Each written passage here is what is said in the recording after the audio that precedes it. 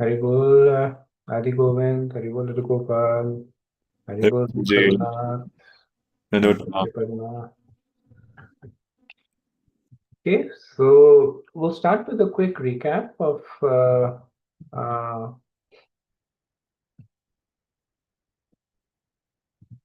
of yesterday. So let me share my screen.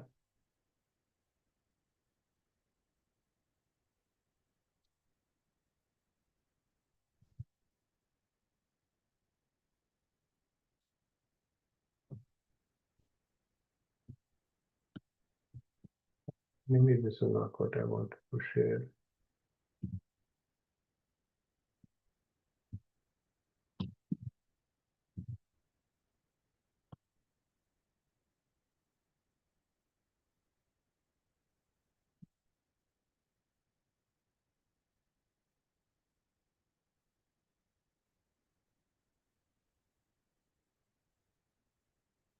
Okay,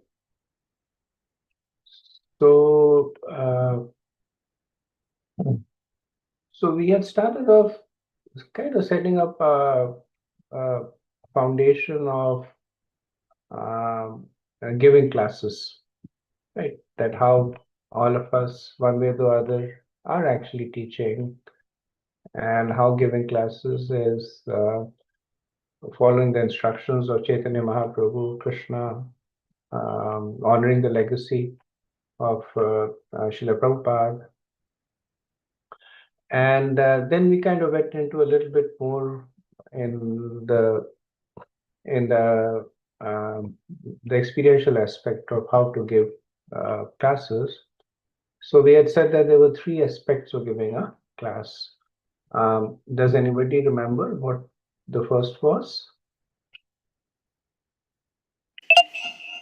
Intent. The first is intent. Thank you.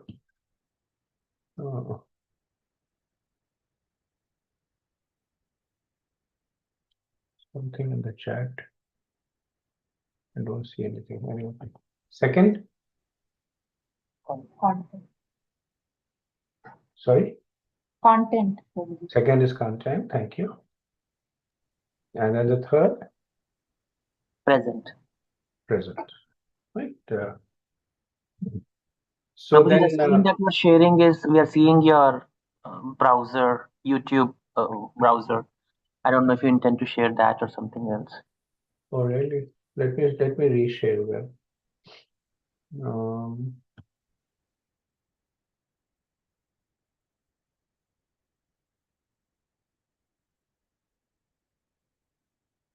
Let's see.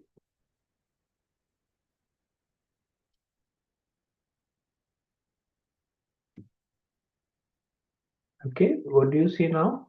Yeah, recap and intent, Prabhuji. Okay, so we then yesterday we did details on the intent, and so we said that this is mostly the consciousness of the speaker, and how speaking is kind of like the tip of the spear or the tip of the iceberg. The main class actually starts a lot before we actually sit on the Vyasthan and speak.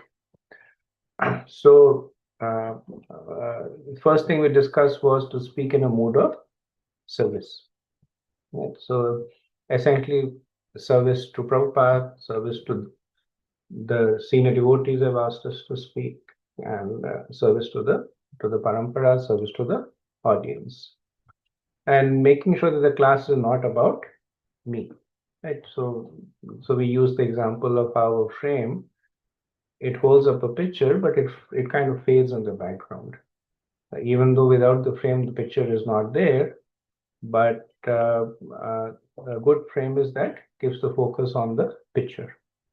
So a good speaker is that focuses on the subject. We also talked about humility, the difference between low self-esteem and humility. And we said real humility is speaking without any personal motivation, giving the message as it is. Then we talked about agenda. that we should be transparent. We should not hold any hidden agendas that we try to surreptitiously get the crowd into, because more often than not, the audience will understand and resent it. And then finally, we spoke about the importance of achar and prachar that we bring to the class more than our knowledge of the subject. We bring to the class our very self, right? Our sadhana, our conceptions, our convictions, they're all there sitting more prominently along with us on the yasna. So today we will speak about the second topic, which is content, and this is also divided into 5 sub topics. First is know the topic. Second is know the audience. Third is context. Fourth is realization. And fifth is honor the topic. So I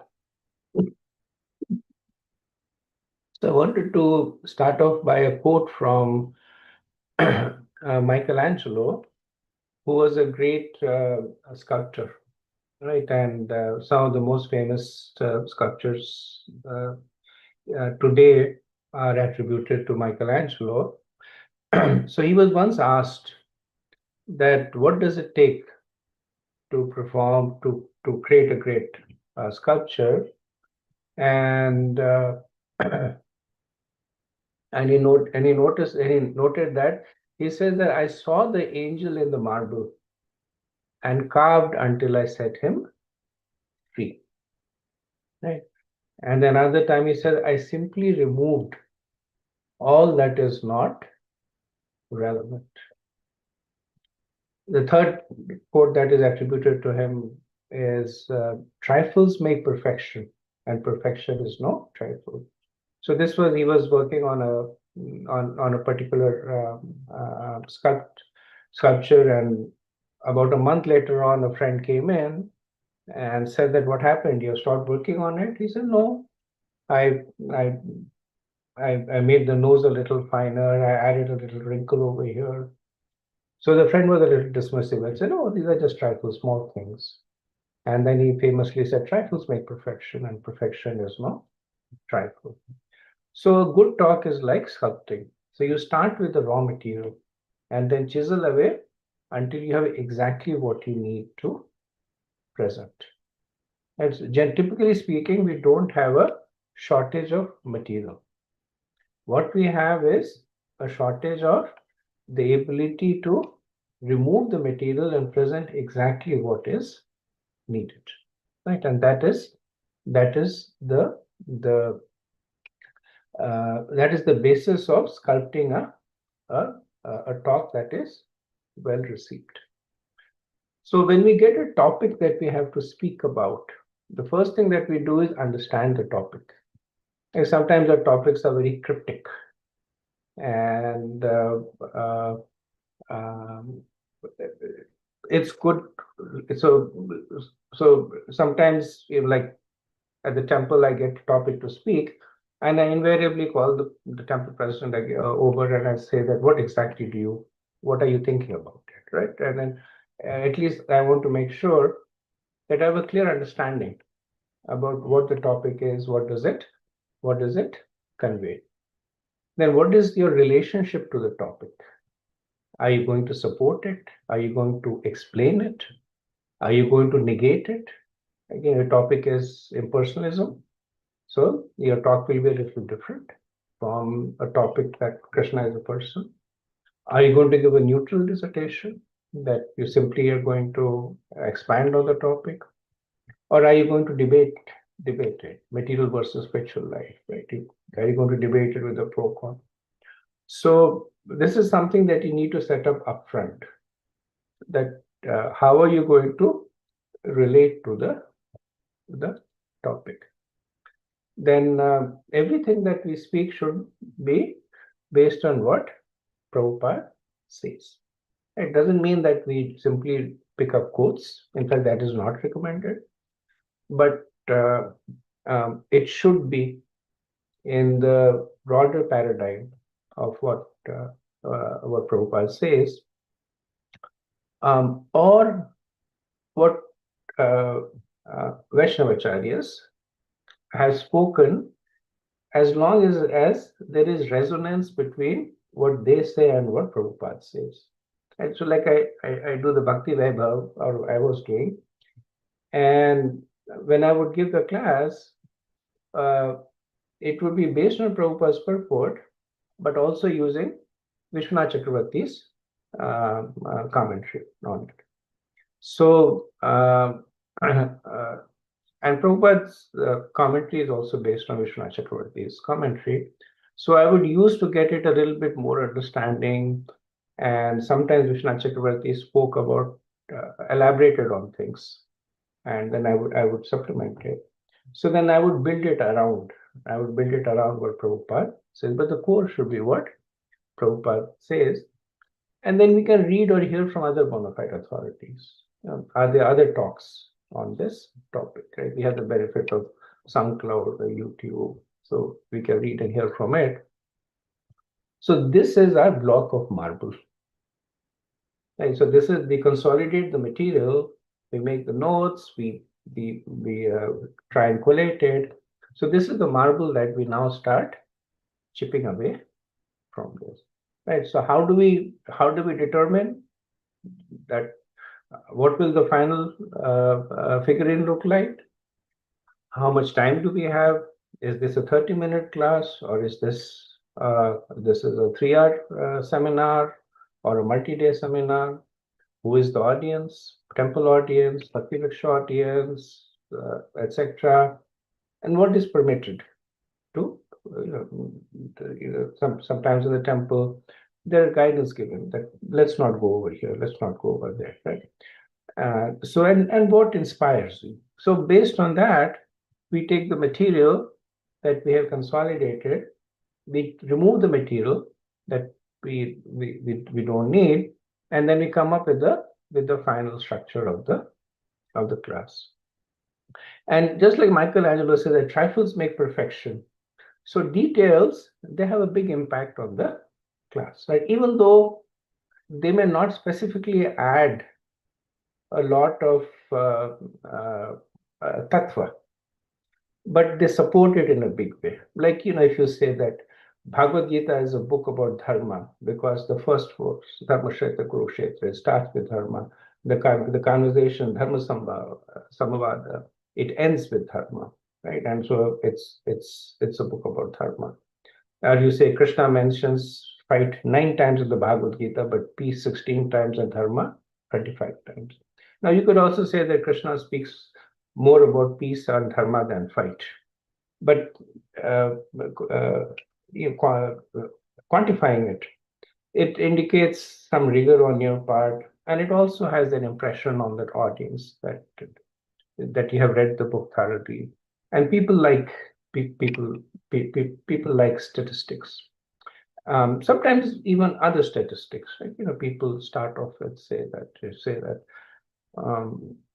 so many persons, like I remember Bhakti Tirth Maharaj, one of his talks that I remember in Gita, he started off by saying that 1 in 3 people in this country are taking prescription medicine for anxiety, right? And so 33% of the people are taking that, right? So that was that immediately grabbed the attention. That's such a big number, right? And then he used that as a segue into the importance of spiritual life. So it's also important to not over prepare, right? So it does not help to give a dry run, do a dry run of the class, or to keep notes and then right before the class go over them. It does not help to memorize things. because then it becomes mechanical. You lose your spontaneity there. So you should get an understanding of the overall structure of the class, how you will walk through it. Um, um, Inevitably, you may forget something that you wanted to speak, and that's okay. Right? But giving a mechanical class that you memorize, you disconnect with the audience. So, as they say, that communication is 7% verbal and 93% non-verbal. So, if you're not prepared to present, then it will show. You will be nervous, you will be rigid, your voice will falter, you'll hesitate a lot, you will tend to fidget, avoid eye contact.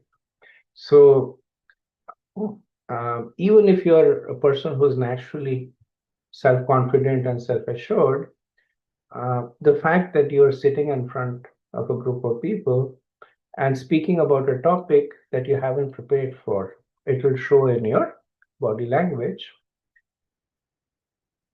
On the other hand, if you're well prepared, then you will be relaxed, you'll be smiling, you have the sense of genuinely enjoying yourself, and the audience pick up on the body language right away, right? So they may not do it consciously, but they do pick up on it and they respond accordingly. If they see if they see a person sitting on the seat, very tense and fidgety, um, subconsciously their blinders come down, right? They'll make this connection in their mind that either the person is not well prepared or not comfortable speaking.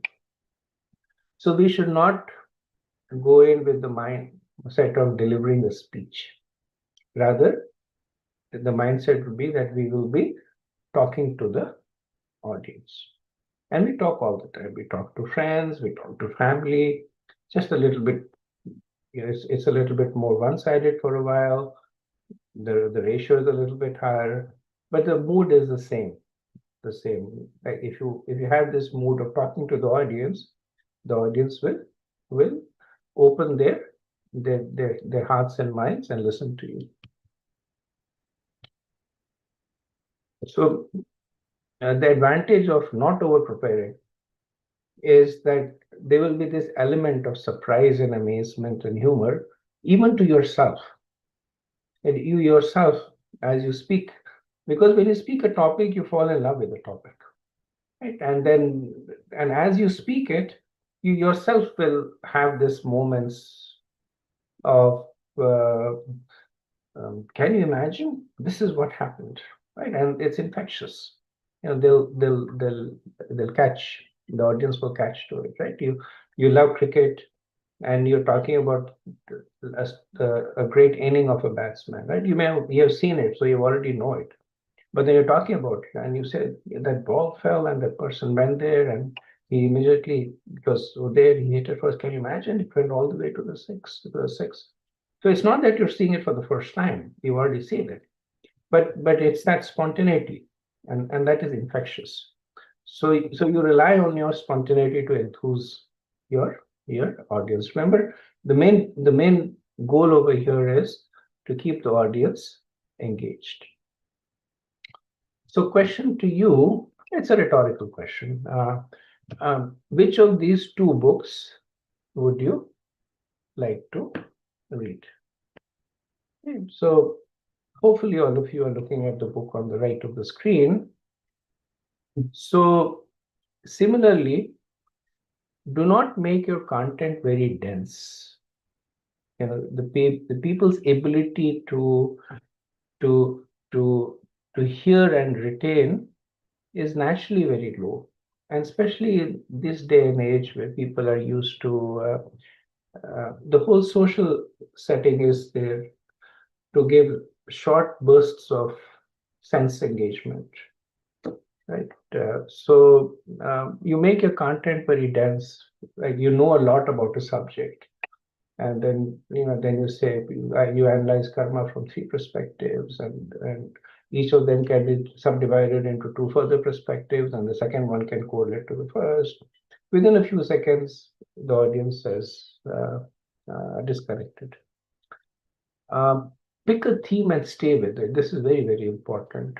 That when we get a topic, the topic may have many aspects to it. The importance of spiritual life. So many aspects to it. Good for your next life. Good for this life. Good for mental peace. It is the way of the great men of the past. There is no way that you can capture all of that in a class and expect the audience to stay with you. So pick one theme. That spiritual life is good for whatever, is good for the peace of your mind. And then you build on that topic there. Right? Sometimes we are tempted, right? Because we think that we have this 35-40 minutes and we want to give as much as we can to the audience. So we basically we end up opening up the hose and nobody drinks from it. So better to open up the tap and let the audience drink from it. Use a lot of white spaces. So in the example that I used, so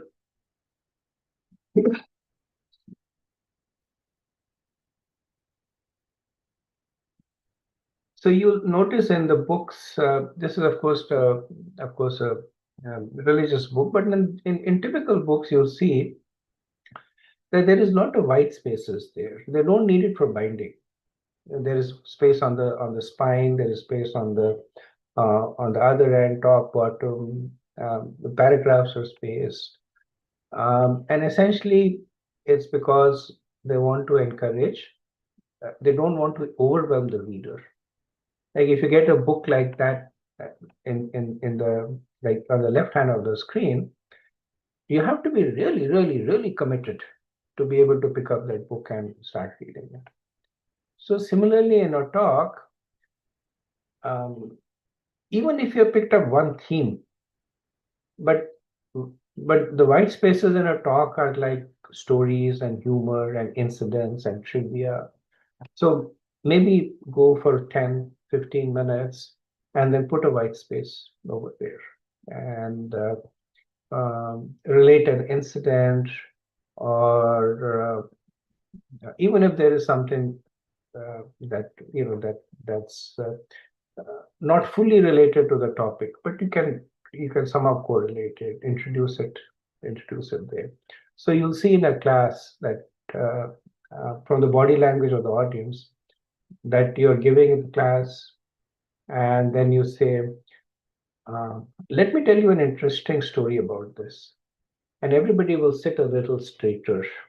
And people who are on their phone will put their phone away and look at you. Everybody likes a story. Everybody likes an incident. So make sure that your class is not dense. It has sufficient white spaces. Like the goal over here is not information overload. Right? The goal over here is change of heart. So one of the recommendation is that take your content and cut it to half and then cut it to half again. It is easier to go from plenty to positive, right? And do not predicate your class on the audience size. I don't think that if you have a small class, then there is no need for you to give a good class. If there are 10 people sitting and you change the heart of 5 people, it's a lot more potent than there are 200 people sitting and you don't touch the heart of a single person, right? So your class is your offering to Krishna. It is for the service of those 5 people or 500 people who are sitting over there.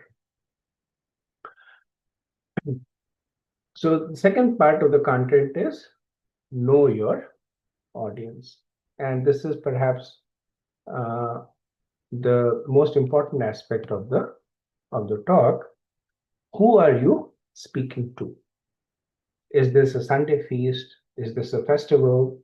In the festival, you have everybody. from people who have come to the temple the first time to people coming for 20 years. You have students, you have practicing devotees, senior devotees. Are you speaking to scholars? Is this interfaith outreach? So first is to clearly understand who is your audience, and everything, the content that you extract, the examples that you give, the stories that you give, the answer that you give is determined by this. And so that's why that level of spontaneity is important. Right? So two things: who am I speaking to, and why am I speaking to them? Right. So who am I speaking to means you speak to the capacity to understand. Like if you're giving a class to, like recently I was in Gita Nagari, and they asked me to give the morning Bhagavatam class. And then I prepared something and I went there. And then I went to the class. Then sitting in front of me was a Prabhupada disciple.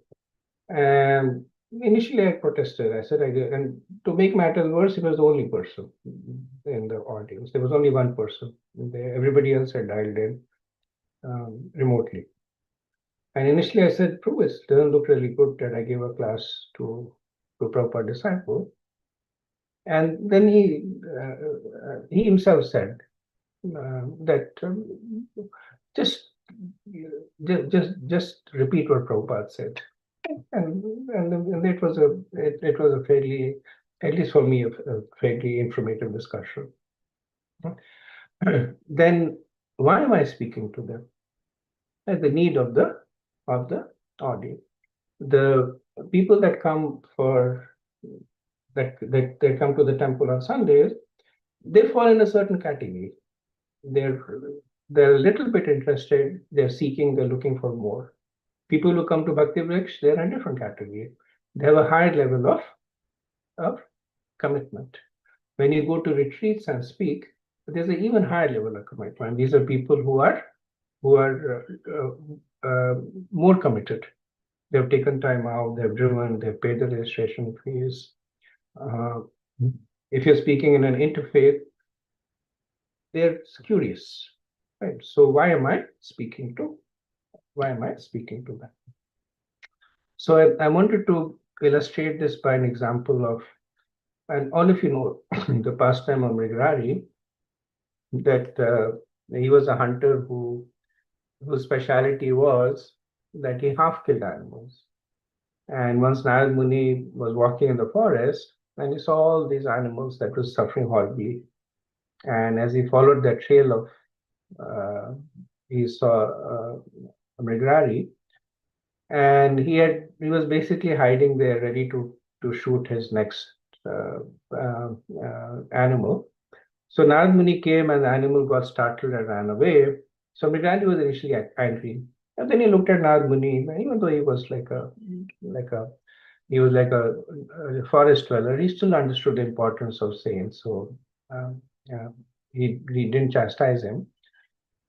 So there's a conversation, and then Narad Muni basically asks Mrigarari that these animals that you kill, that I saw, did you kill them? And Mrigarari, with a lot of pride, he said, yeah, I killed them. That's my specialty. I kill them, but I don't really kill them because I enjoy seeing the suffering. And Narad Muni says that, will you do something for me? And Mrigarari said yes, and he thought, that's what they asked for, some donation. So he says, I have a lot of animal skins, and you can pick yours. I have lion skins and deer skin. So Narad Muni said, no, I want something else. He said, okay, what do you want? He says, give me this promise that you kill these animals completely. Now, by the influence, by the character of Narad Muni, Mrigarari's heart was already changing. He says, okay, agreed. But is there anything else that I can do for you? And then Narad Muni says, you break your bow. So Mrigarari says, if I break my bow, who will take care of my family? And then Narad Muni gives the assurance that I give you this assurance that your family will be taken care of. And Narad Muni could do it because he was a pure devotee, and he knew If he gave the word, Krishna would make it happen. So sometimes back later on, then Nad Muni comes back with Parvat Rishi, and then he sees Megrari, and he's walking so carefully that even he's brushing away the ants so that he doesn't accidentally kill. And then he looks at Nad Muni, says, Gurudev, what are you doing? Stop it! I'm getting too much food to eat. My family is they're being overburdened by all this food to eat. So now, if you look at this, this pastime, that Narad Muni, he spoke from the level of the audience, right? So this is the same Narad Muni who, when he was preaching to Prachinabhari was also killing animals, but completely according to the Vedas. He was sacrificing animals in the Vedas. Brahmins were doing it. And to them, to Prachinabhari, Narad Muni goes and says, do not kill animals. To Mrigarari, he goes and says, kill them completely. Same person given dramatically different instructions. Why? Different audience. And he does not give the instruction and walk away. Mrigarari says, who will take care of my family? And Narad Muni says that I give you the assurance that your family will be taken care of. So similarly, when a speaker is speaking, the first thing is he is not speaking at his or her level. He needs to speak at the level of the audience. Does not matter how much you know. It's mostly irrelevant. What matters is the level of your audience. And you need to come to the level of your audience and you need to speak at that. Then you need to take care of the needs of the audience. That what is it that they have come looking for? It goes beyond the specific topic that you're speaking. Right? This is a more, and we'll speak a little bit more about the need base of the audience. Only then, when the audience understand that the speaker is speaking for them, will they listen. Otherwise, they will not. And this is why sometimes you may prepare a wonderful class. You may have a lot of points. Jiva Goswami said this, and Vishwanath Chakravarti Thakur analyzes like this. I remember I was once asked to give a class. It was like a general class on Bhagavad Gita. It so happened that around that time I was reading the introduction of Bhagavad Gita again, and then I was struck by the similarity between the points that Prabhupada made in the introduction of Bhagavad Gita to Das Mool Tattva of Bhaktivinoda Thakur, where he talks about the 10 points of preaching by Chaitanya Mahaprabhu. Right? He collects it from all the conversation that Mahaprabhu has with Rupa Goswami, Sanatana Goswami, Prakashananda Saraswati, and then he consolidates the 10 points.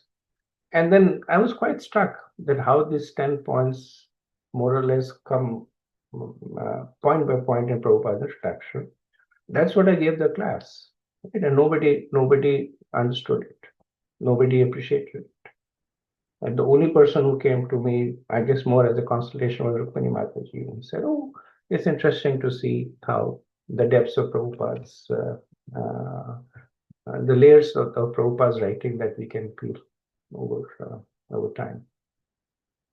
So it does not matter what you know, does not matter what you're preoccupied with the time.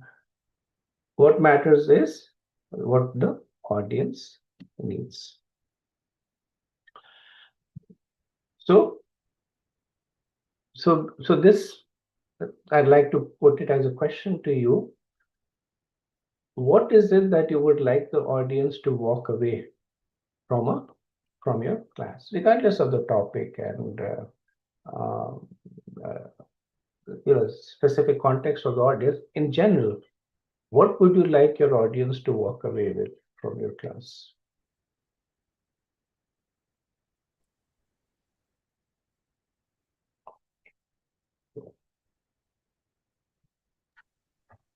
Padmini Radha, please go ahead. Hare Krishna Prabhu.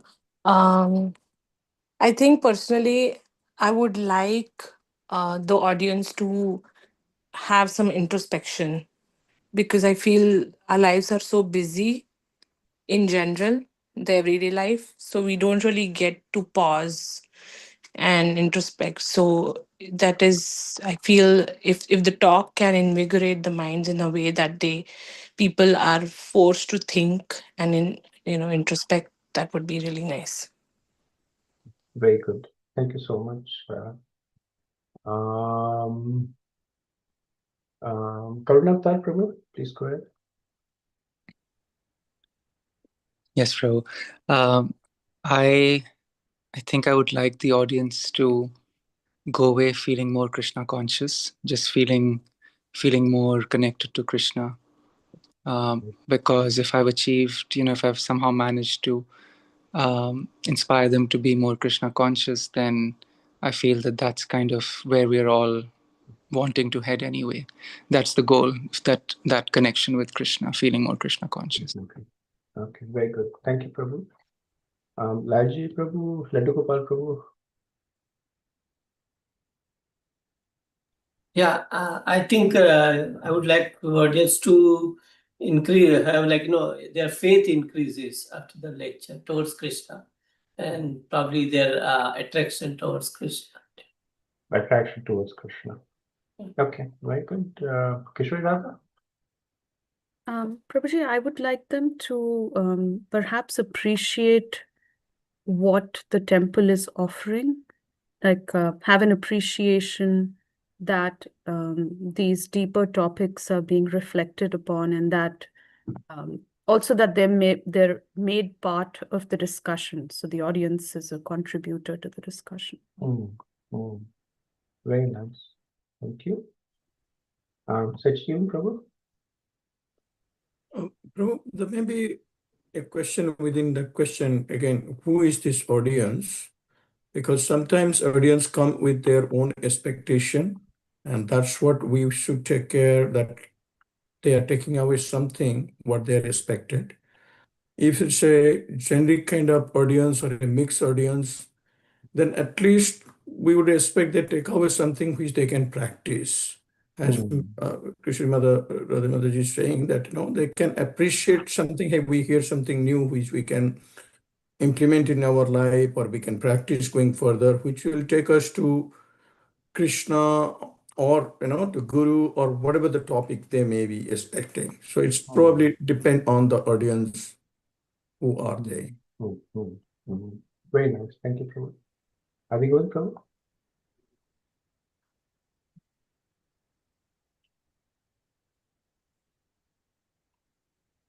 Again, Prabhu, if you're speaking, you're on mute. Sorry, Prabhuji. I guess it's a different word for what devotees have already spoken, Prabhuji. But I would like audience to be a little more favorable to this process. Or this. Okay. Very good. Rupragnath Prabhu. Yeah, Hare Krishna Prabhuji. I think on the same lines, I feel if the audience goes back little happier and lighter, and that's from personal experience. By the time it's Friday, our minds are all entangled. We come with so much baggage. By the time leave and come back, it's always a happy feeling that okay, we achieved something. We want to come back again, so to say. So happy ending. Very good. So I think all of you have kind of spoken about what I wanted to present. Let me.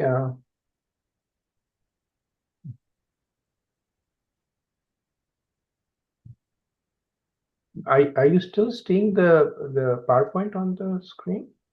You are? Okay, I'm not seeing it anymore. Yes, Prabhuji. Consider what the audience should walk away with, the title. Okay. I did something, I can't see it anymore.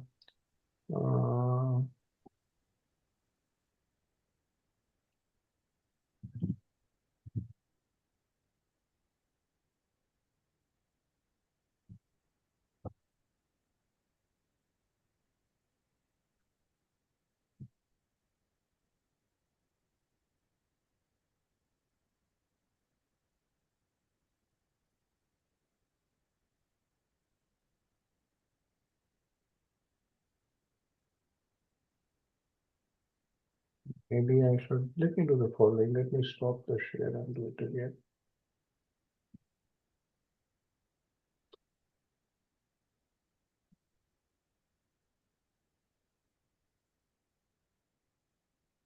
Okay, okay. Now you still see the slide? Okay. So just wanted to build a little bit of context over here. So in the Vedas, and this is specifically Bhagavad Gita, there are so many assurances that Krishna gives us. You know, my devotees never perish, I carry what they lack and preserve what they have. They're always to be considered as saintly. I personally come again and again, do not fear.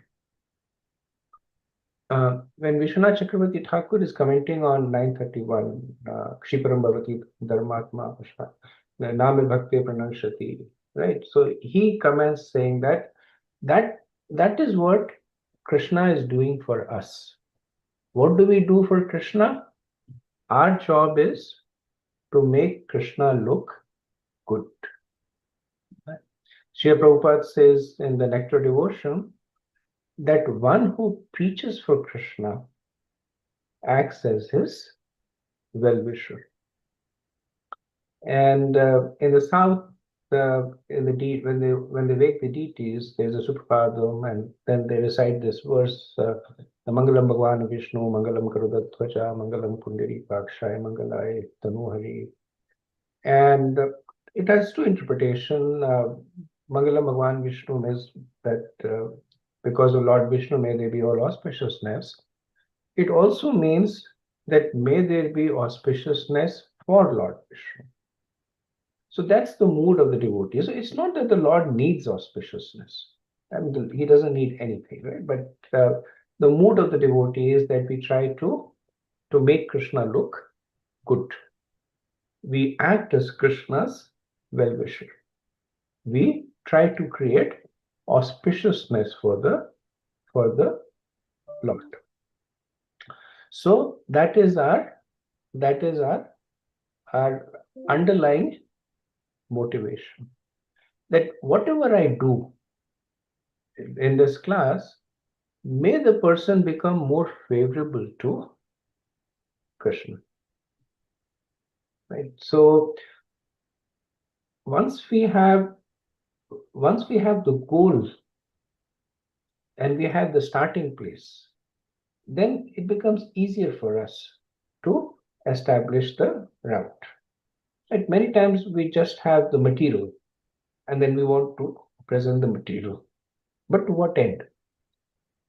In some cases, like Sachijivan was saying, that the audience, they might develop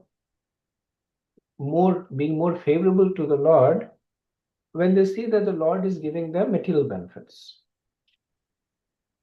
You know, in some, I'll give you this example. It's a, so when I was in Vrindavan, there was an ashram that called me to give a class on Bhagavad Gita, and then I started giving a general class on Bhagavad Gita. And one of the person in the audience got up and said that Krishna says in Bhagavad Gita that you should always take care of your family. And I said, you know, Krishna killed his uncle, he killed his cousins, he killed a lot of his family members. And then, then she said, no, Krishna says in Bhagavad Gita that you have to take care of your family. And then I said, yeah, I think it appears it's there in the 19th chapter of Bhagavad Gita. She said, yeah, it's in the 19th chapter. And then for people who knew, they were all laughing. So then she obviously figured out. And it was a small victory for me. So it's one of those things that you win the war but lose the battle.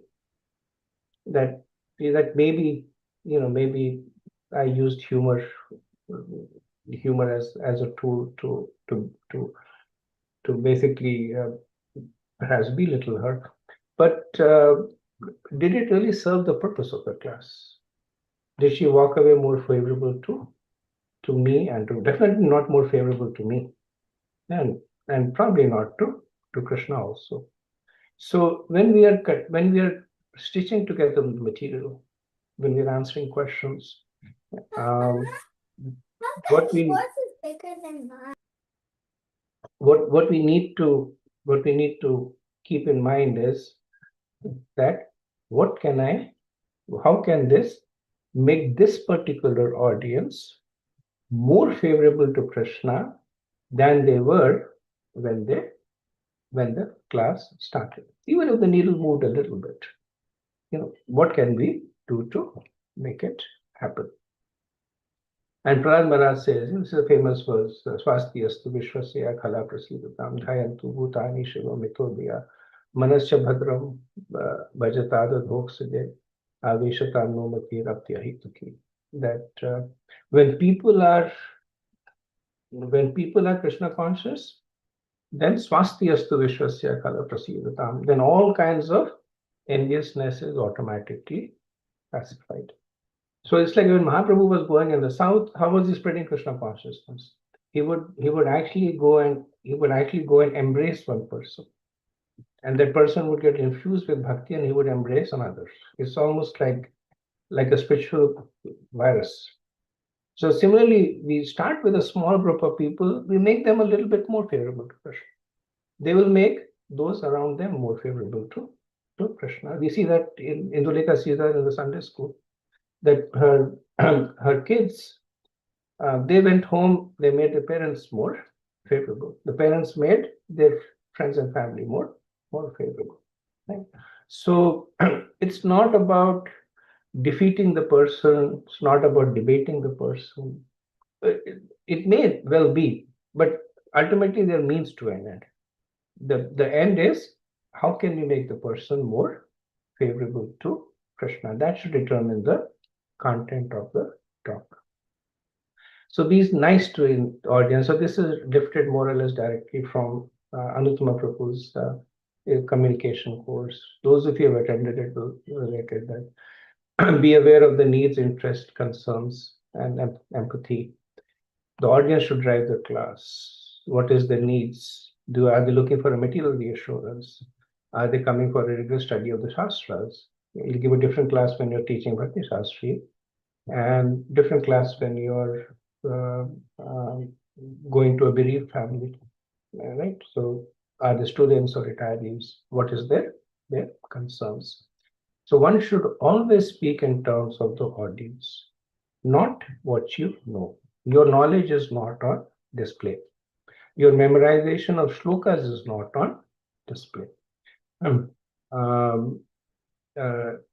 are some devotees who are able to memorize a lot of shlokas, and essentially the class becomes a podium for them to display the memorization of the shlokas. Right?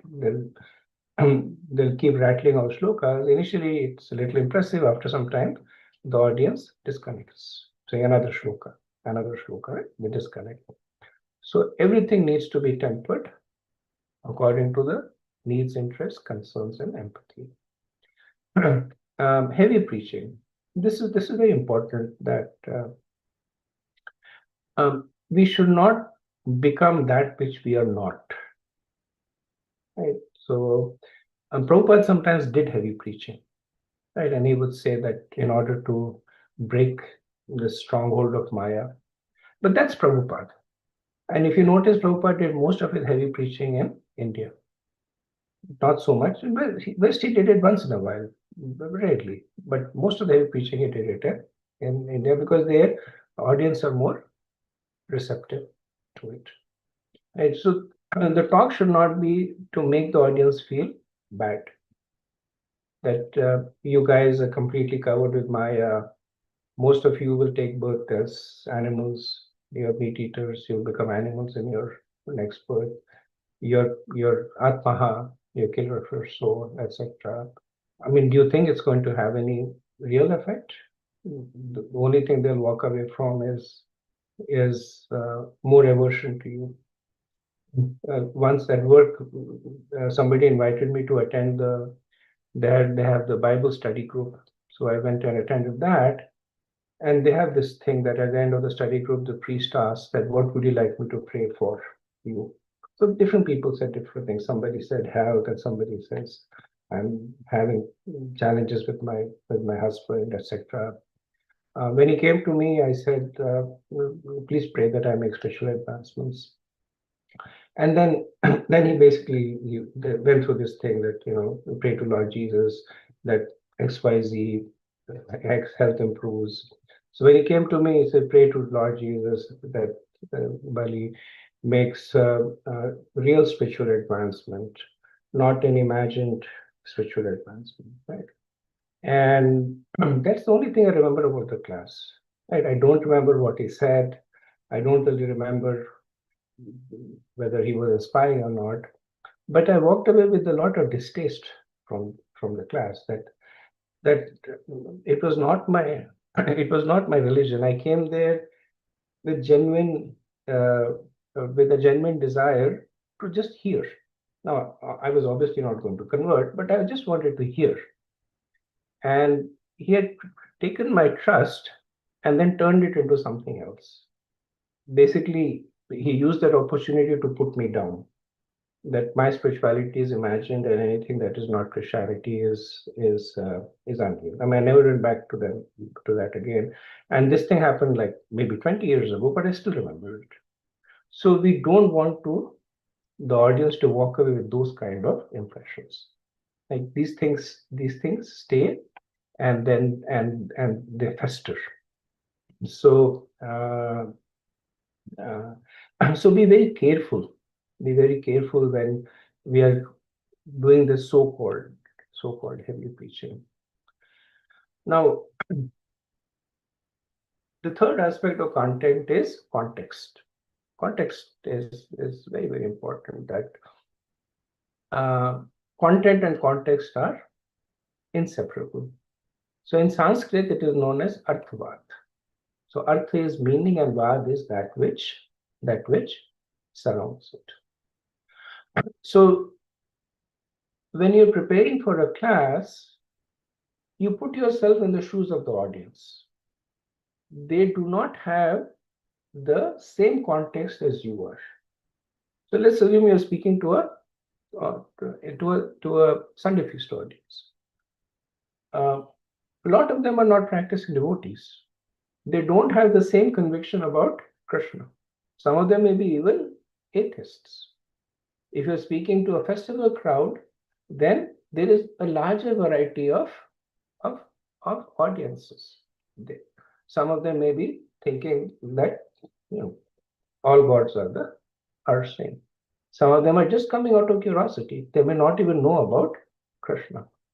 Your task when you're preparing the content is to establish a common denominator and then establish context. Doesn't have to be the lowest common denominator, but establish a common denominator that covers the bulk of your audience. And so what does it mean? Then establish context. So you establish, so you establish context by what your shared understanding is. That's how you establish context, right? So to one set of crowd, you might just say Hare Nam, Hare Nam, Hare Nam, okay. To another set of crowd, you might say that Chaitanya Mahaprabhu, he was a great exalted saint. Some consider him to be the incarnation of Krishna. And he came and he established the growth of holy name. So there you're spending more time because they may not have the same shared context. And actually, and this is those who are doing it maliciously, the primary tool of misinformation is framing out of context. Right. So in the quote, they say you speak the truth and nothing but the truth. Right. So the first is speak the truth, and the second means do not speak untruths. Right? So this technique of injunction and prohibition, do's and don'ts, is to align intent, content, and context. Right? And that is what you also need to do. Now, this is mostly applicable for material relativism, not so much for spiritual absolute. Like they'll say, always remember Krishna and do not forget Krishna. So this is more for when you're at the stage of Sarnavedi Bhakti. When you describe Krishna, you say Krishna is Sarvakaran Karanam. He's the cause of all causes. You don't really say that, and he has no cause. Even though sometimes that is said, but more in order to come down to the material. But when you're describing spiritual truths, since they are absolute, you don't need to do this injunction and prohibition. But typically, when you are speaking spiritual truths in a material context, then you have to do this. And by doing this, you are clarifying context, that it is this and it is not this. That Bhagavad Gita is about karma, and it is not only about karma. Bhagavad Gita says, do your duty, but that is one of the many things that Bhagavad Gita says, right? So that way, you clearly establish context. So more time when there is a potential of being misunderstood, or there is a possibility of contention. So there are two kinds of context. There is an implicit context and an explicit context. Implicit context is shared context, right? You're sitting with practicing devotees. There's an implicit context. They know about Krishna. They read the Bhagavad Gita. They have understanding of the Bhagavatam. So you don't have to go. It becomes a little tiresome. Explicit context we have to establish when things are not very clear and needs to be stated explicitly. So we need to be aware of both of them. And when you're giving the class, then make sure that you're confident about the implicit context, and then you establish the explicit context. If you make a mistake in any of the two, then the audience will superimpose their own context on it, right? You're speaking about Krishna, the audience is some member in the audience is thinking that all gods are the same, so they are superimposing that context there. For example, when we do the Sunday class, at least now we don't do it in front of the altar, but when we did it in front of the altar, one of the things we would do is introduce the deities. But when we did the morning Srimad Bhagavatam class, we didn't do that, because at that time they were all practicing devotees, telling them that on the left-hand side of the altar is Chaitanya Mahaprabhu and he's Krishna. And, it's such a waste of time at that time. Or make a statement like Srila Prabhupada's achievement prior to 70 were minimal. Now you can make this in a group of practicing devotees because they already know that Prabhupada's achievements were unparalleled. So when you make the statement, it's to glorify the empowerment of Krishna. But you will not make that statement in a class that has not fully appreciated Prabhupada's contribution. And so the statements that you make you need to be aware of the context. Like, for example, you give a class of how kind Krishna is, and the person is saying or thinking that why is there all this suffering in the material world? And then you can say that, well, he's kind to his devotees. And then the person says that is nepotism, that is favoritism. So that line of thinking is taking the audience into a negative line. But if you establish the context before, you say that Krishna is kind to everybody, even those who are rejecting. He accompanies them as Paramatma, but he gives the free will for them to enjoy and suffer. Now that context has been established, right? Now when you say that, look at how kind Krishna is, then that statement stands, it conveys what you want to convey. The chances of misinterpretation are much lower. So there are three kinds of contexts that we come across in content. So the first was context with audience, the implicit and explicit context. This is context with the content that you're presenting. So there is context in the context of verses, pastimes, and historical context. So, for instance, at the end of the 6th chapter, Krishna says that of all the different yogis, one who has bhakti is highest. Now, the verse itself says a lot, but if you see that just before this, Krishna says that a yogi is greater than an ascetic, greater than an emperorist, and greater than a fruitive worker. Therefore, be a yogi. And then he says that of the yogis, bhakti is the highest. Now it gives a more comprehensive view of it, right? So when we are speaking, when we are presenting our content, then important to be aware of the verses. Similarly, 4:11, ye yathamam prapadyante, that everyone follows my path in all respects. Lot of the Bhagavad Gita translation, they misquote this to say that all paths lead to me. Right? If you look at the way the Sanskrit is broken up, it can also be translated to all paths lead to me. But if you look at the words prior to that, when Krishna says that I've come here to establish the principles of dharma, so then the question is, he has already said that I've come to establish the principles of dharma. Then why will he say that any path that you take will lead to me? And so now the clarity of the verse is now understood. Similarly, 2:12, like Natvayam Jatunasham, that never was a time when I don't exist. That is a favorite verse also of the impersonalists. They basically say that essentially what Krishna is talking about is the collective immortality. I am eternal, you are eternal, the kings are eternal, we are all eternal, we are all Brahman. And the way, so it's a verse that is very much commented by the Acharyas, and then the way they negate it is by establishing context. Like Krishna speaks to 12, and right after that, he speaks about the individuality of the soul. So why would Krishna speak about the fact that the soul is temporary, and then he starts speaking about the individuality of the soul, right? So in this way, one can build upon the context within the verses to make a point unambiguous.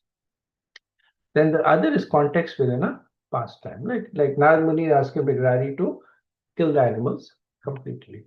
Like somebody says, well, Narad Muni is a great devotee and he's saying kill the animals completely. So what is the harm in us killing the animal? Right? The harm is that instruction was given to one who was killing the animals with a lot of cruelty. Now, another example is in Bhagavatam. There's this verse, Jiva Jivasya Jivanam, that every living entity is food for another living entity. Narad Muni says that to Yudhishthira when Yudhishthira finds out that Dhritarashtra has gone to the forest. So the context over there, Narad Muni is saying that everybody dies. So he's chastising Yudhishthira at the time. That what makes you think that you can protect Dhritarashtra? Nobody can protect. In fact, every living entity is being consumed by another living entity. Right? So it's basically between two very, very exalted personalities in a specific situation. So if you know the context in the past time, then this was actually somebody did ask me this question once, that in the Bhagavatam, it is said Jiva Jivasya Jivanam, that Bhagavatam is supporting eating other meat eating, etc. Right? And the way you can address it is by elaborating the past time.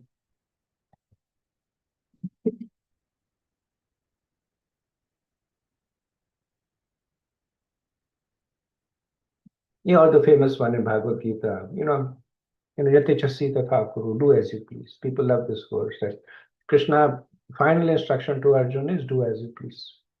Right? But then look at the Bhagavad Gita, look at the verses before and after that. 3 verses after that, Krishna says, Savdharam Pratyaje Mahamekam Sharanam Braj. teachings of Prahlad Maharaj. This is one in which context is very important. That importance of context comes out very, very clearly. Right. So Prabhupada's two big themes are of his teaching is family life is miserable, and there is no friends and enemies. Right. Now, look at the context of Prahlad Maharaj. Right. He was in the family of Hiranyakashipu. The whole family was obsessed with this duality. Specifically, Lord Vishnu is my enemy. Right? Their breakfast conversation, the dinner conversation was this: friends and enemy, how to kill my enemy.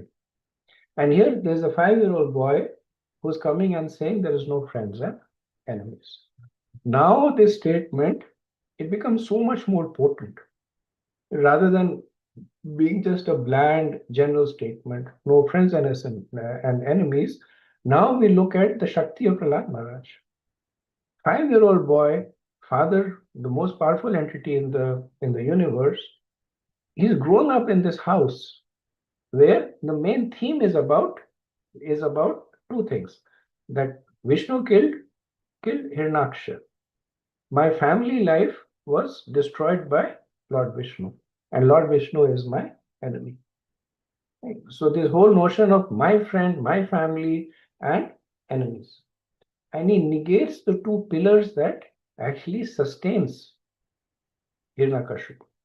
Now we get a sense of, because many times people say Prahlad Maharaj was passive, Dhruv Maharaj was active, he went to the jungle, he performed austerities. Prahlad Maharaj just hung around getting beaten up until Lord Narasimha came and rescued them. Not true. I mean, look at his progress. That he stands up in a house that is built on these two pillars, and he negates them. Right. So with that context, the glories of Prahlad Maharaj, they shine out in a completely different way.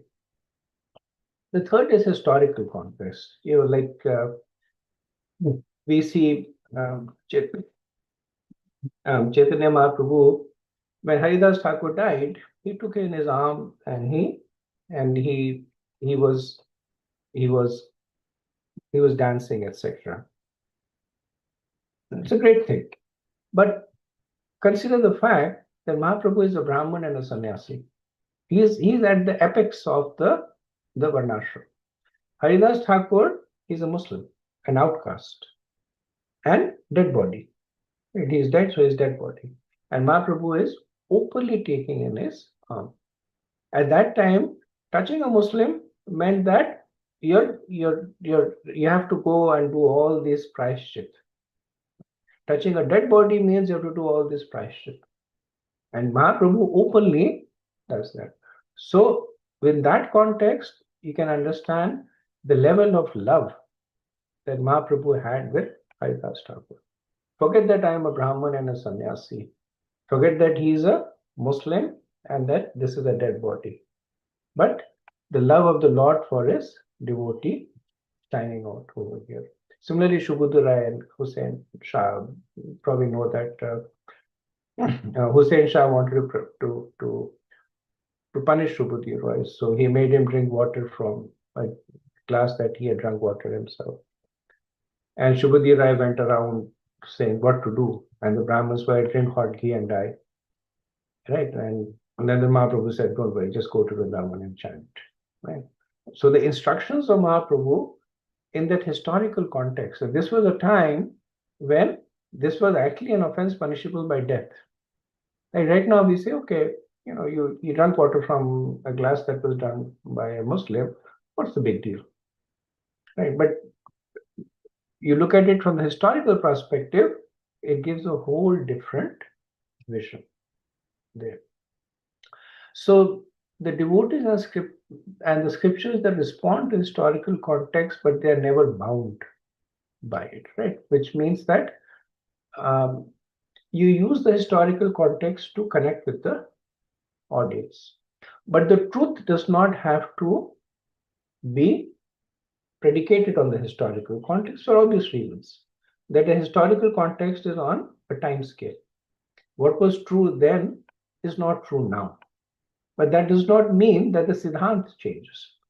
You essentially use it as a prop. Like Srila Prabhupada, right? He would give example of car and driving, or of the hippie movement or the women's liberation, because that was the historical context at the time. That was his way of relating. But the facts that he spoke, that's not dependent on the historical context. You remove the context, the facts still are there. He did not quote Charvak Muni because no one would get it. Nobody would know Charvak Muni. Like Prabhupada would speak about Shankaracharya, and one of the disciples, he then turned to another one, and then he said, "Who is this guy, Shankaracharya? He must have really upset our Swamiji. Swamiji keeps complaining about him."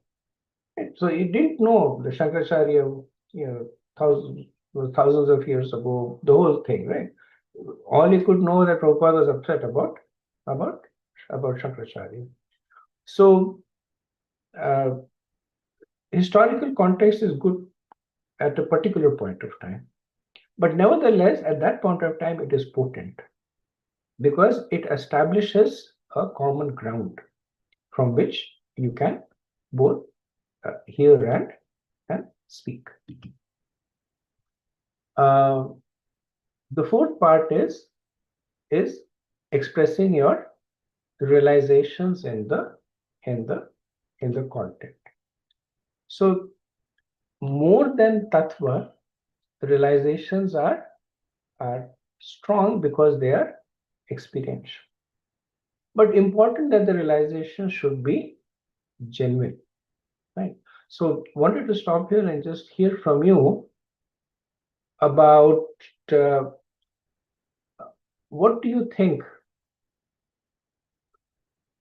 So when we read the scriptures, we get access to realizations of very exalted devotees. Like when Sukdev Goswami begins to speak, the first thing he goes is through this long list of condemnation that Dehapatrika Ratradesh, that these people, they're so much engrossed in their family life, and these are their false protection. And then how people whose eyes don't see the deities are like the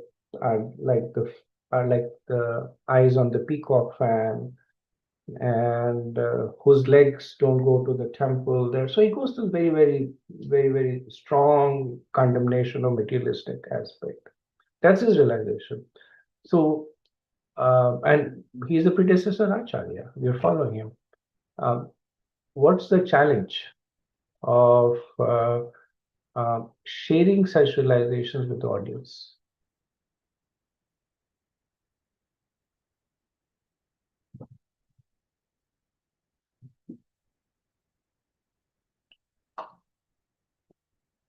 Lettu Gopal Prabhu, please go ahead. Yeah, they cannot relate to these realizations. Like on their level, there should be some relation. They should be able to relate to it. Right? It's very hard to relate. Very good point. Thank you. Anybody else?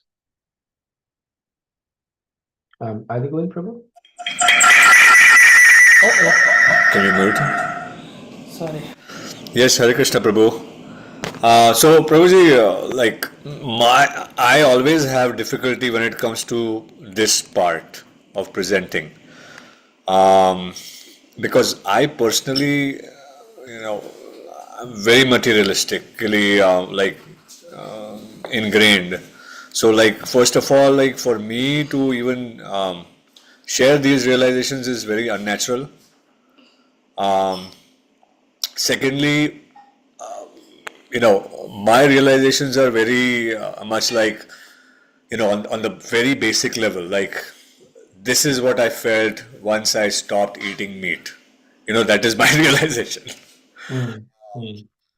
So, when it comes to that, I just feel like, sharing references, and that's where I feel it becomes very unnatural. That's the right word. me. Okay, I understand. Okay, thank you for sharing, Kishore Radha. Prabhu, the audience might feel by hearing this sort of explanation that they are being held to a standard that's not within reach, and the converse of that can be they can be turned away because they might feel that, they're being looked down upon in some way, because that's not that's not something they can do practically in their life.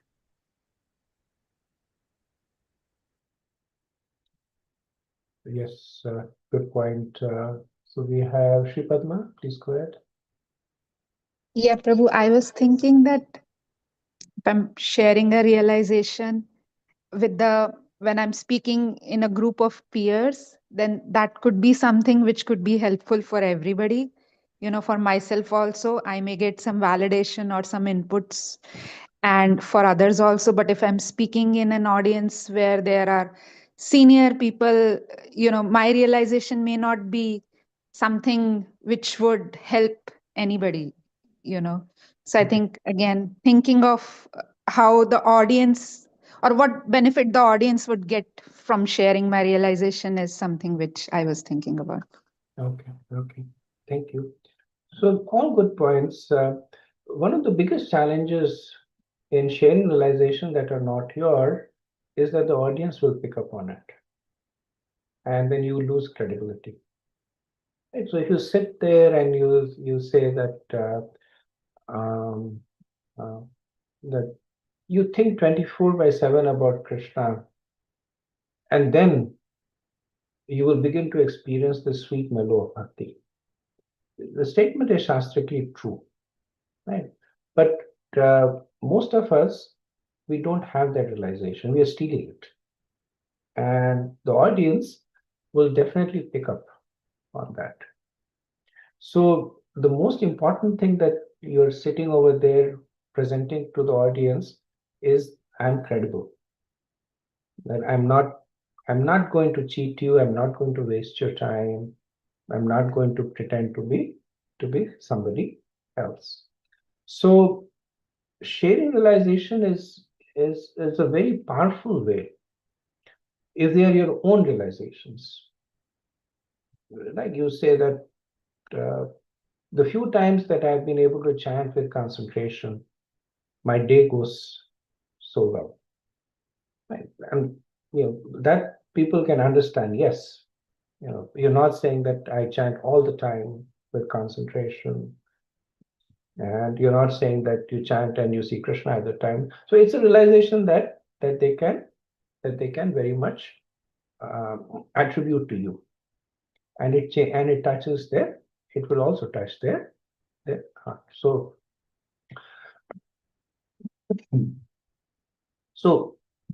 ultimately,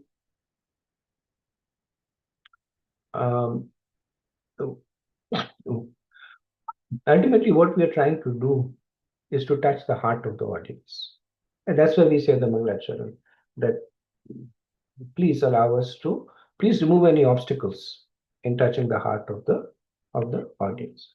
Realizations is a very potent way of doing that. Sharing false realization is a very potent way of disconnecting with the audience. I remember this is many years ago. Person came, small informal class, and he gave a class like full of brimstone and fire. That we are cheaters to Prabhupada, and every day that we are not chanting, we are doing this, and not serving devotees, not serving Guru Maharaj, etc. And after the class is over, like he's sitting having prasadam, discussing football. So there's no credibility. It doesn't matter if you're speaking tattva. But is it your? Have you absorbed it? You can sit and say that the body is not the soul, and I'm not the body, I'm the soul. But have you realized that? If you realize that, then you can speak from that realization. Otherwise, you can quote the scriptures. And sometimes, the question is, what if I do not have any realizations? Then you can repeat them. Everybody has realizations. It's a theoretical question, but that's the reason we are in Krishna consciousness, because we have realizations.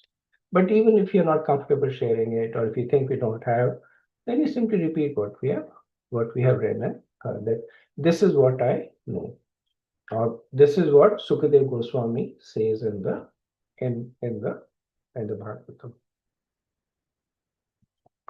So in terms of realizations, I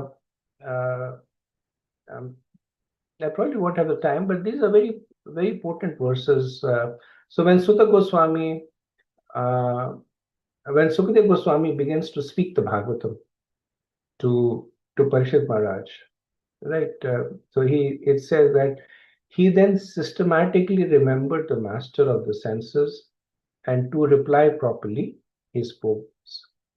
And Prabhupada in the purport says that the devotees of the Lord, while delivering speeches and describing the transcendental attributes of the Lord, do not think that they can do anything independently. They think that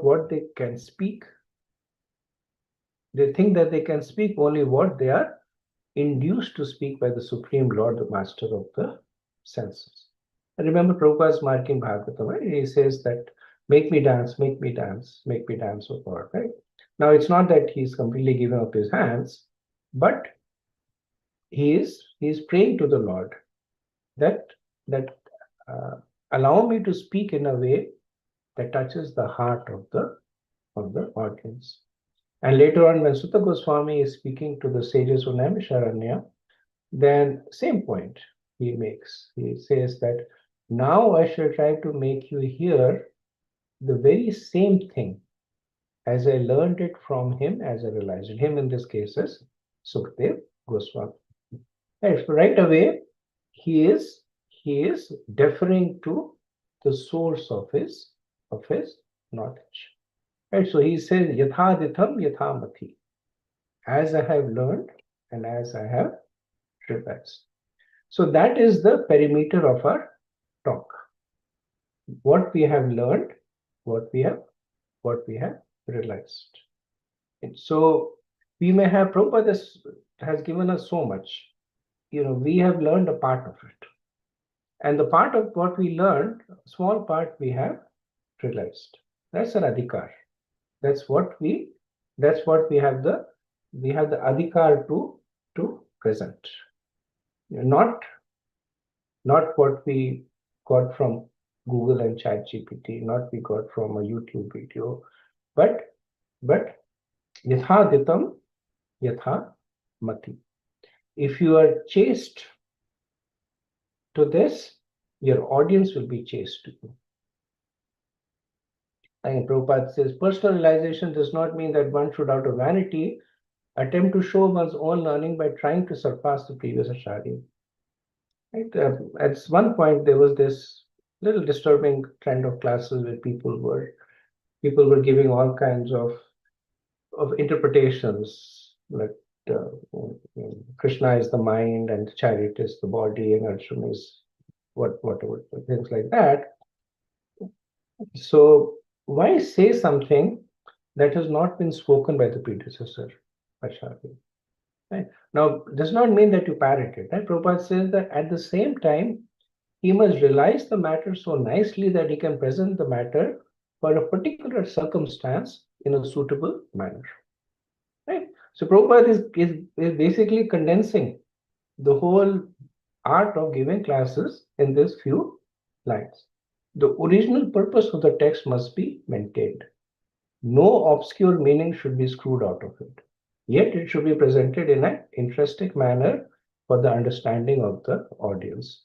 This is called realization. The leader of the assembly of Shravana could edit, and then Prabhupada says that the audience could understand that the speaker was being chaste. And that's why they were very glad to congratulate him. No learned person will be willing to hear from a person who does not represent the original Acharya. And so my recommendation is to read this 1411 purport because it captures the essence of giving a class. Same thing happens when Maitreya Rishi is talking to Vidura. He says, Yatha mati, yatha shrutam. That whatever I could, he said, in spite of my inability, whatever I have been able to hear and whatever I could assimilate. So he's saying that I heard much more. But because of my inability, I could only get a part of it. And a small part of it I could assimilate. And that is what I am speaking now. Right? So what does he say? He acknowledges that speaking beyond what one has heard and assimilated is unchaste. He says, for otherwise my power of speaking will remain unchaste. Right? So being aligned to the parampara, staying in the confines of what I know there was one class that was given and the person had done a lot of research from Google and this and that. It was a big class, but basically within 5 minutes I could understand that 95% of this class was sourced from Google, right? And basically when you lose your chastity, then you lose the mercy of the Lord. It said that, right? That the protection of a husband to a wife remains for as long as the wife is chaste. So the protection of Krishna, predecessor acharyas, remain only for as long as we are chaste.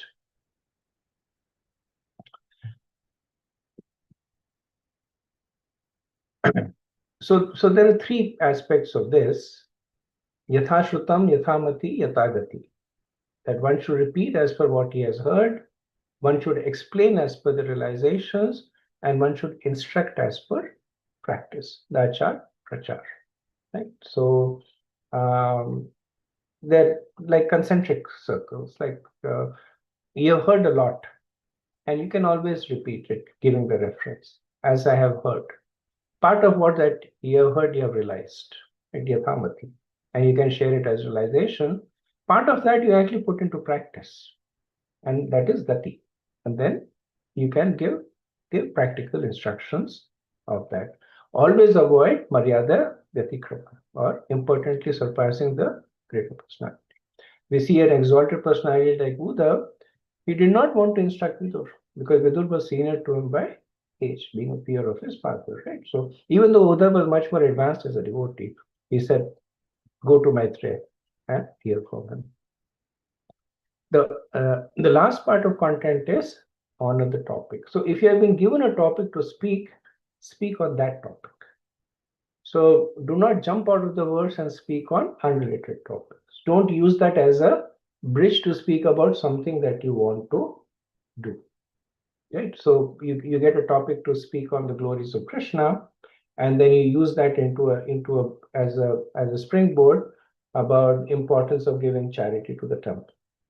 Right? So we spoke about that and not having an hidden agenda. Same thing, that in every time as you're laying out the content, how does it relate to the topic that you have spoken to? Prabhupada's talks, when he was speaking on a verse, if you can listen to his talks, they're laser focused on that word. Sometimes he will take one word in the verse and then he will talk about it. Right? Sometimes you will see Prabhupada will condemn family life, and sometimes he will glorify it. Why? Because the verse he speaks about is doing it. Right? So this is honoring the topic. So being a speaker is like walking on a razor's edge. You can actually ruin another person's Krishna consciousness, and you can do the same to yourself. There's one time when a person from publication, he came to me. He was writing an article on ISKCON, so he came to interview me, right? And this was, this was early days, and I was like, how everything is a good opportunity to preach. he was trying to get information. And then I kept trying to tell him that how it's important to chat, how this human life is important to make spiritual advancement. And I could see that within 15 minutes, he was disappointed. He went away, he did not write that article. Now, it's not that he would have become a devotee, or maybe he would or he would not, but even that option was closed, right? Because he was looking for information, I would have given him information. At least he would have left in a more favorable way. So very important to navigate that razor's edge. And because it is so potent, important to take shelter of Guru, Sadhu, and Shastra. Completely relying on your own intelligence. And this is something that I keep telling everybody, that don't rely on the information on the internet. Don't use it to expand on what Prabhupada says. Don't pretend to know more than your parampara. I have more access to knowledge, right? If you act like that, if you are not chaste, then your audience will not be chaste to you, right? If they see you don't have faith in Srila Prabhupada, they will lose faith in Srila Prabhupada. What could be the bigger misfortune? So, recap. So we talked about three aspects of giving a class: intent, content, and present. Intent is mood of service, not about me, humility, agenda, and character. Content we covered this time: know the topic, know the audience, contextualization, and honor the topic. Okay, so I'll pause over here and see who has points to discuss on this.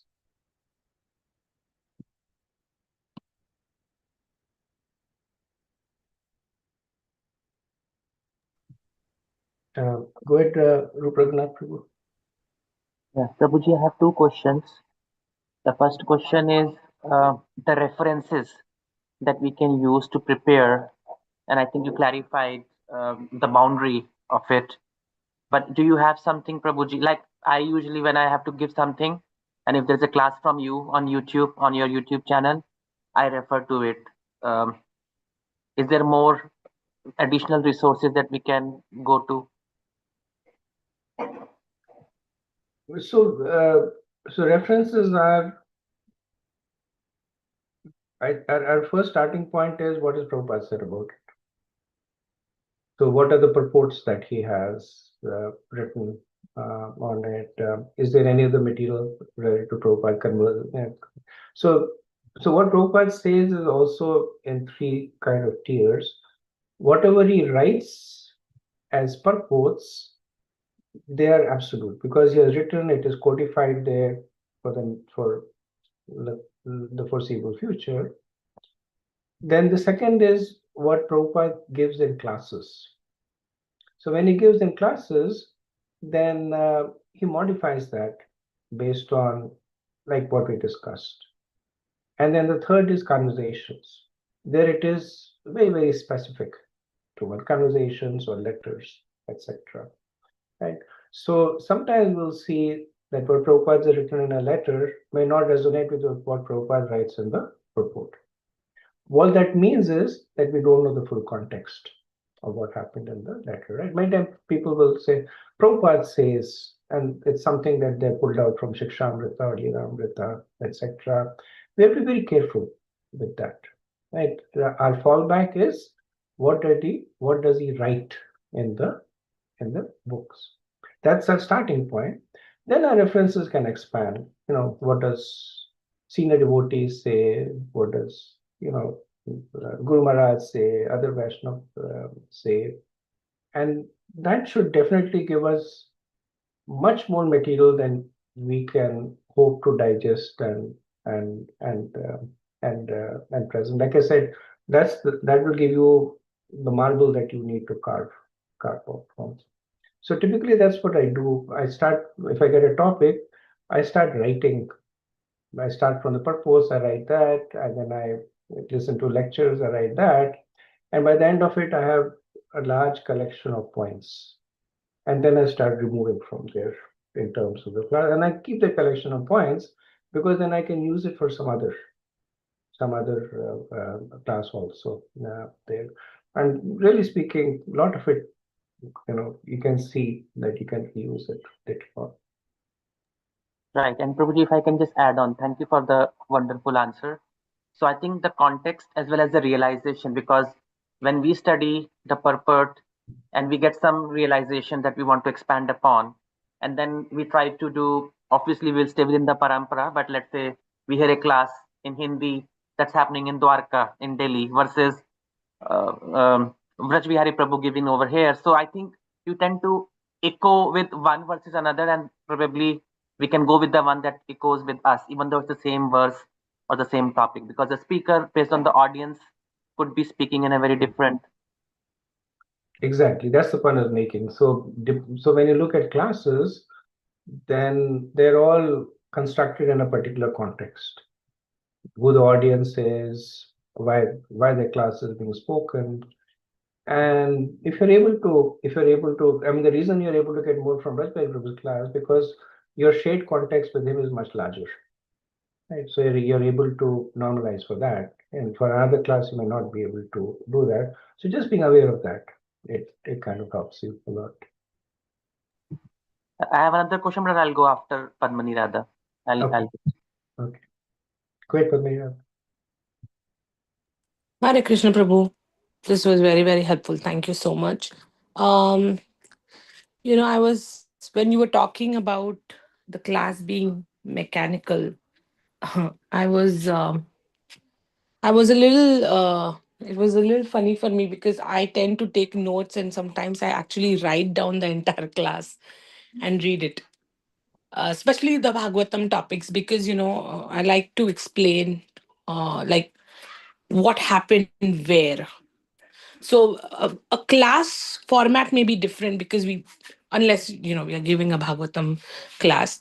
But what would be your suggestion, Prabhuji, to get better at that habit? Like, what are your practical tips that you take in order to keep notes or things like that?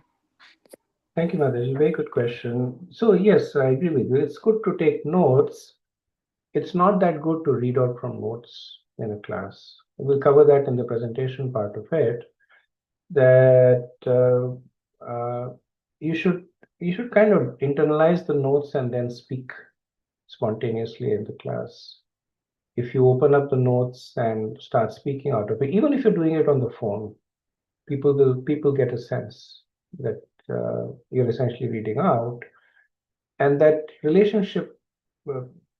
Look at a class as a conversation, right? You ask me a question, I pull out a piece of paper and start reading out of it. The conversation is not going to go anywhere. And I may give you an answer that maybe not the best answer. And maybe if I had a notes with me, I can give you a much better answer. Without the notes, I might give you not the best answer. But it's going to open your heart more to the answer. So remember, it's not really so much about like I would like to do this, I would prefer to do this. It's more about what does the audience want, and then align yourself to the needs. Okay, thank you, Prabhu. I guess the struggle is also because I know yesterday you were mentioning about oversharing, right? And how you should try to refrain from using personal examples. So then it becomes very limited in some aspect, Prabhu, because we have realization based on what we experience in life, right?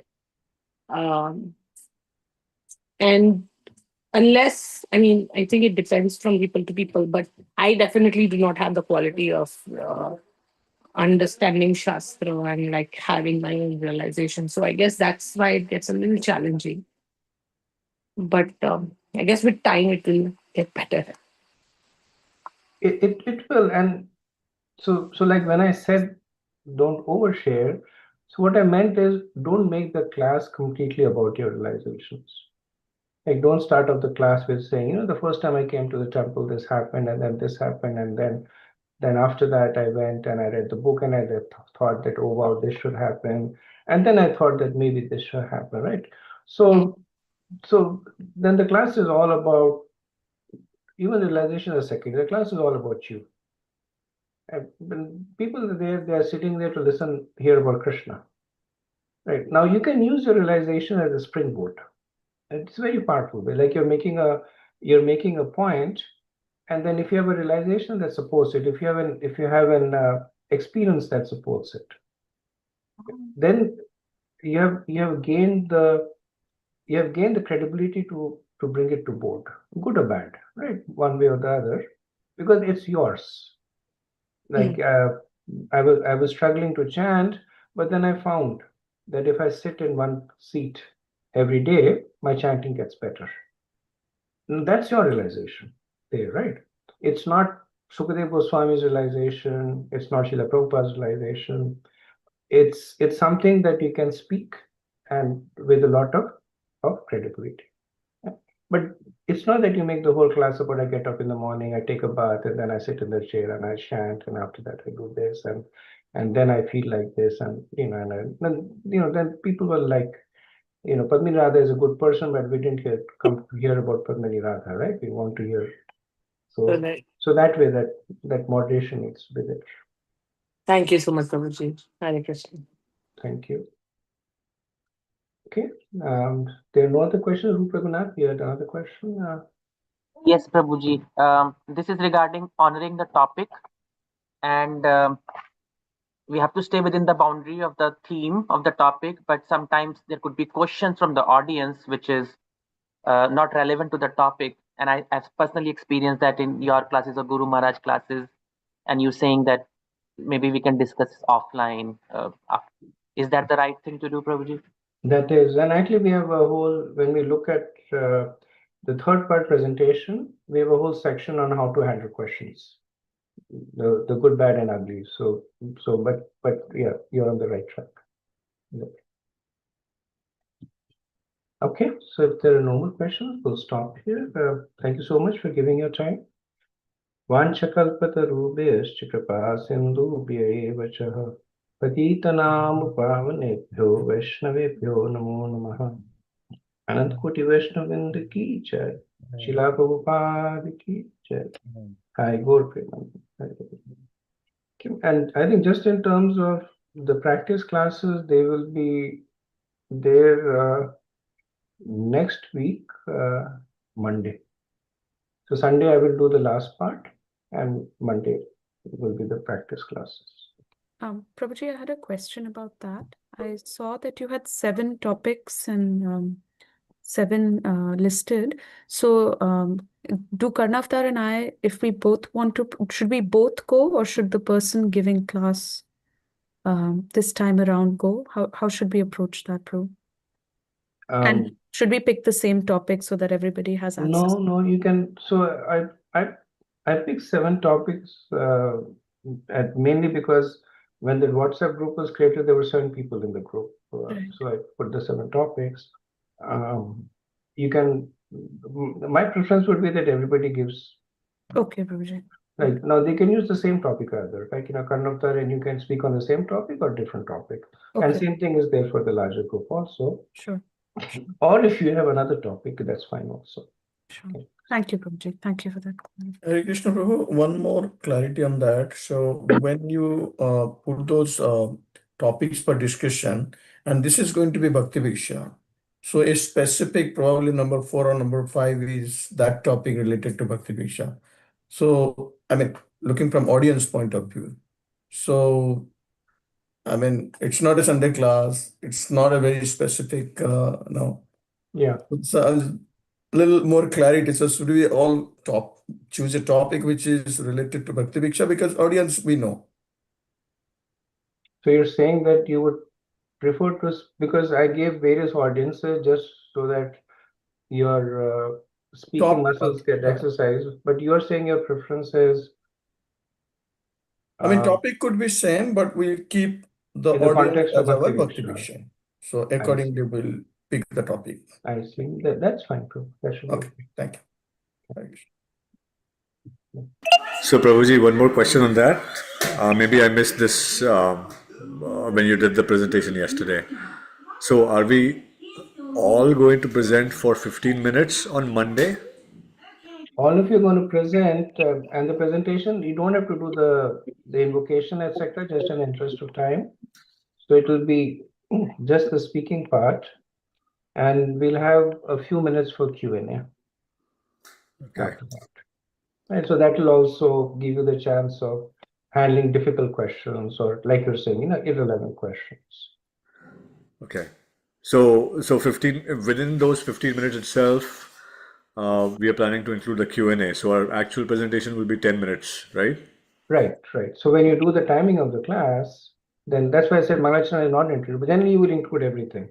I have a 1 hour, 5 minutes for Mangalacharana, this, that, 5 minutes for Radha Madhav. So let's exclude that. So your 15 minutes start with the class.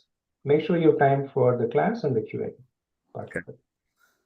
And because we are doing it Zoom, is the preference for having a PowerPoint as well? Not really. In fact, I would prefer you don't have a PowerPoint. Okay. But if you want, you can. But preference is to just give a verbal class. Sure, Prabhuji. Thank you. Okay.